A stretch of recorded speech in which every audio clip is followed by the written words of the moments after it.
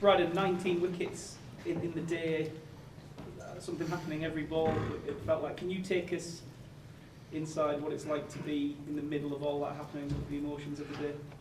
Yeah, look, obviously an unbelievable day of Test cricket. I think everyone that came to watch today was thoroughly entertained. I think at the halfway mark, Stokesy kept it quite simple, and he said we got 50 minutes before tea, and I thought the way that Gus and Jofra started was phenomenal, and we carried that into the afternoon session. I thought we were quite relentless as a group of seamers, and Ben rotated us well. Is this everything you thought Ashes cricket would be? I was probably coming into the unknown this morning, but the atmosphere was unbelievable, and to see so many English fans there singing throughout the day was pretty special. What do you guys as a bowling unit sort of say to each other when you've got 172 runs on the board, not tons to play with, that you would have known you had to be bang on today? Yeah, definitely, and I think that's, again, like I just said, the way that them boys started with the new ball and then everyone else to follow.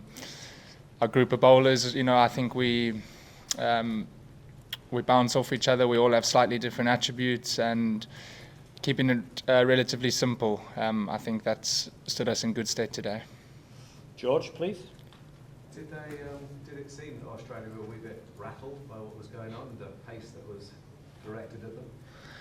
I think when you have Mark Wood and Jofra Archer in your lineup, that's always nice bowlers to have.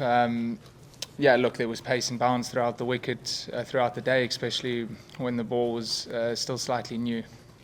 Can you talk us through the wickets that you took? It must be particularly pleasing to get an opener. I know it wasn't opening, but caught right by a bouncer and reared like that. It must be particularly satisfying for you. Yeah, very satisfying. They are two really high quality players in their side. But again, just trying to keep it as simple as I could, and stick to the strengths of what I have to offer to the team. Gibbo, Will, and then we'll do AAP. Brydon, you said that Ben said you got 15-minute window there before the break to make an impact. What was his mood like in delivering that? Having got 172 on the board, obviously it's not a big score. How did he get his message in? Always positive, always full of enthusiasm, and yeah, really, really simple messaging, and that's the way that he always has dealt with the side. With 172 on the board, you might be a dressing room that fell down. You've obviously looked forward to this series. Was there any sort of sense of that amongst the rest of you?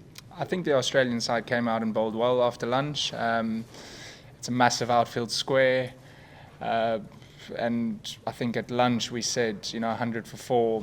It's probably more like 150 with the amount of running between the wickets that the guys had to do. So look, it was probably under par, but again, the way that we've come out and bowled in that afternoon session has put us in a decent position going into tomorrow. Will?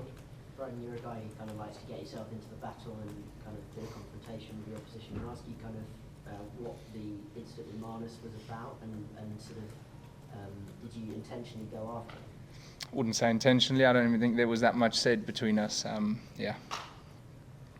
AAP, Louis, Stefan.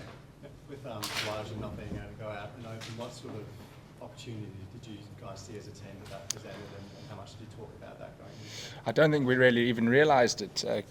Come the start of the innings, it obviously was probably more unsettling for the Aussies, but yeah, we didn't really think about it too much.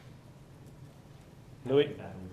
With Steve Smith, you might have gone in with a ball that you came wider on the crease. Just can you talk through your thinking with that, and also how much of a bonus was it to be bowling at him with a much newer ball, what you probably expected? Yeah, good.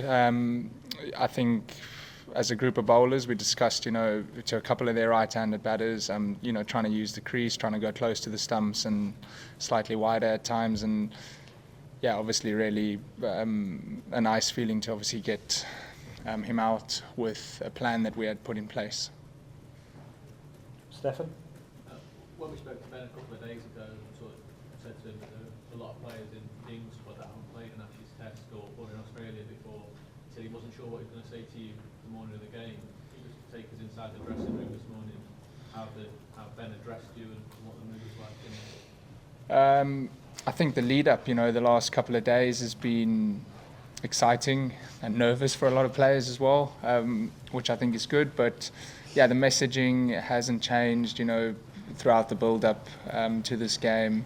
And Ben has said in the media before that it's been a long time of preparation for this, and yeah, everyone has just been really excited to get going. What's it like?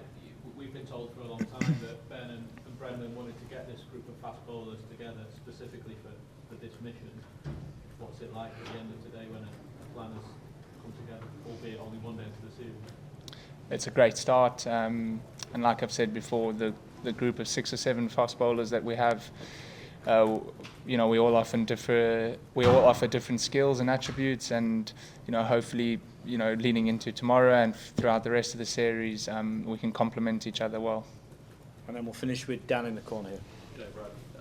Just wanted to ask you, you used that word relentless earlier. Like, how much of a focus has that been that as a collective you're going to, I guess, keep at the Australians with the type of bowling that we saw this afternoon, that kind of pace, getting some bounce, getting some seam, and not letting up, I suppose?